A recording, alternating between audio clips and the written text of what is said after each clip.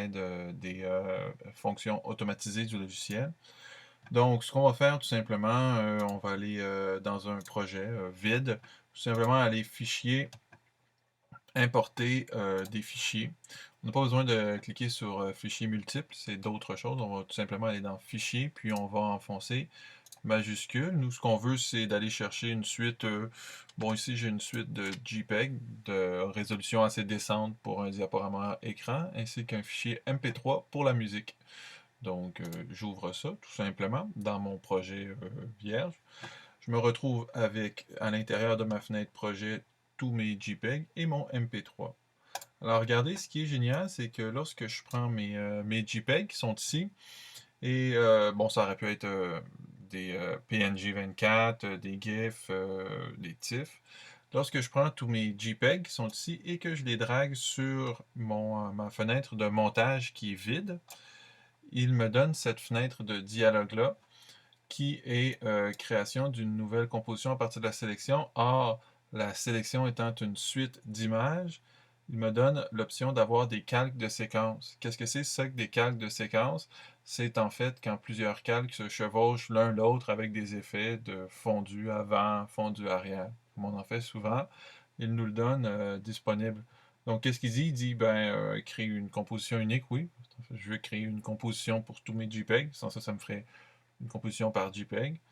Quelle sera la dimension de cette composition-là? Ben là, je peux choisir laquelle de mes images est-ce que je vais prendre pour baser ma composition.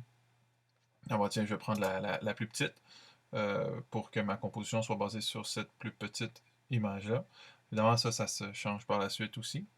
La durée ici, c'est la durée d'affichage de chacune de ces images-là. Donc, chacun des métrages doit être à l'écran un temps précis. Ici, je vais le faire 5 secondes, ça va être assez rapide. Je ne vais pas cocher ajouter la file d'attente de rendu, je vais faire ça quand je vais être prêt. Puis ensuite, calque de séquence, ben c'est ça, c'est le calque qui va me faire dans le bas, dans ma fenêtre de montage, où est-ce qu'il va aligner tous mes JPEG. Alors, le recouvrement de ça, ça va être quoi? Ça va être d'une durée de 2 secondes. Ben, le recouvrement ici, c'est le temps pendant lequel la transition va durer. Ok, donc 2 secondes, ça va être quand même assez long, mais la musique est assez mélancolique. Alors 2 secondes, ça va aller. Si on voudrait aller plus vite, on mettrait une demi-seconde ou 1 seconde. Transition, ben là, c'est la transition que lui va mettre de façon automatique. C'est ça qui est le fun. Par exemple, une fondue avant ou une fondue enchaînée. Une fondue enchaînée, ça le fait apparaître et disparaître. Donc, le fameux cross-fading. OK, alors j'y vais avec ça. Je pèse sur OK. Alors, qu'est-ce qu'il m'a donné? Pram. Automatiquement, il m'a enchaîné tous mes calques, les uns après les autres, avec donc le recouvrement entre chacun. OK? Alors, c'est très très simple, hein. Si je veux aller voir qu'est-ce qui se passe ici, j'ai juste à sélectionner tous mes calques, puis à les déployer. Alors, si je veux juste voir la transparence, parce que je vois bien que c'est un changement de transparence, je sélectionne tous mes calques, je vais peser sur T. Automatiquement, ça l'a déployé avec seulement la propriété de transparence. Alors, outrement, il aurait fallu vraiment déployer, transformer, puis voir ça. Donc, je répète, là, juste pour les besoins. La cause.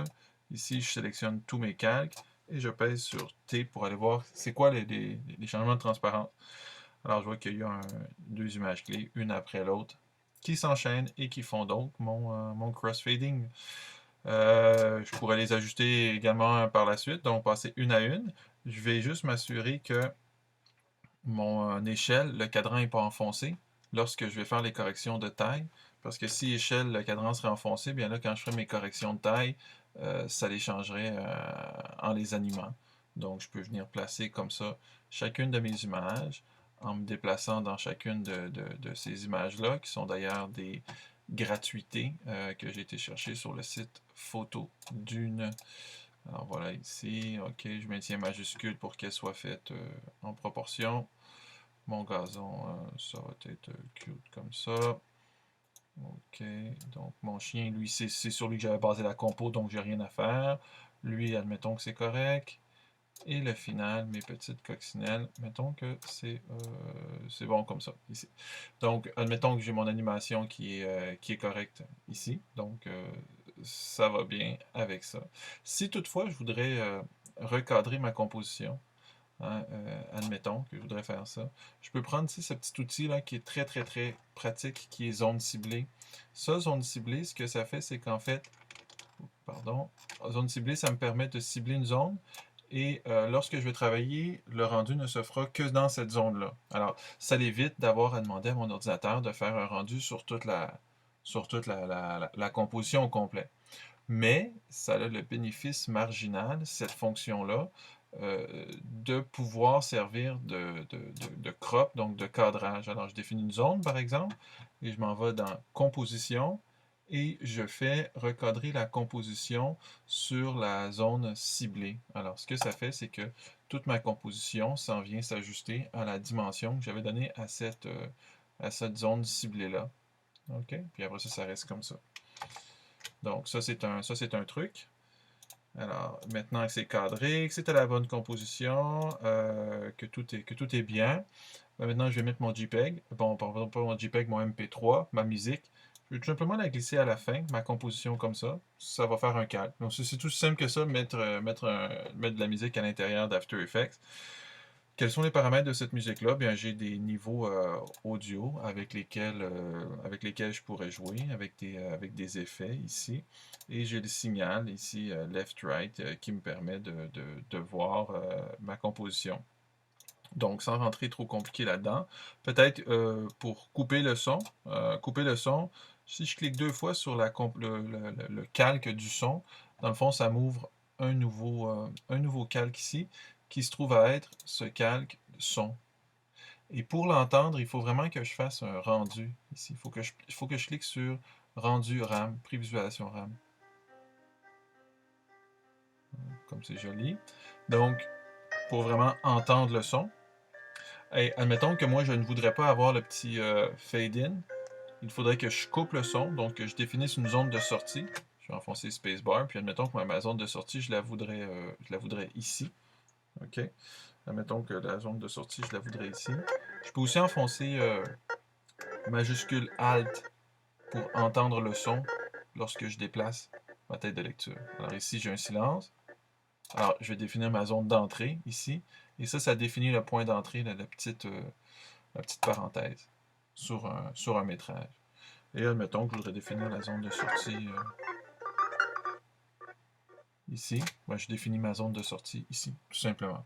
Donc, lorsque je reviens dans ma composition, qui est ici, eh bien, qu'est-ce que ça me donne? Ça me donne que mon fichier audio commence au moment où j'ai défini. Pour l'entendre, encore une fois, il faut que je défile la tête de lecture avec avec commande et alt enfoncé, ou alors que je fasse un RAM preview, soit à l'aide de la touche 0 du clavier alphanumérique, et là ça prend un certain temps, ou alors que je pèse sur le petit bouton RAM preview de la fenêtre de prévisualisation. Et puis là, ben, ça va me jouer ma composition avec ma musique. Puis après ça, bien, pour les paramètres d'exportation, c'est les mêmes paramètres d'exportation que ceux qu'on ait l'habitude d'utiliser pour les autres projets. Donc voilà, c'était ça pour un diaporama avec une petite musique douce en arrière-plan.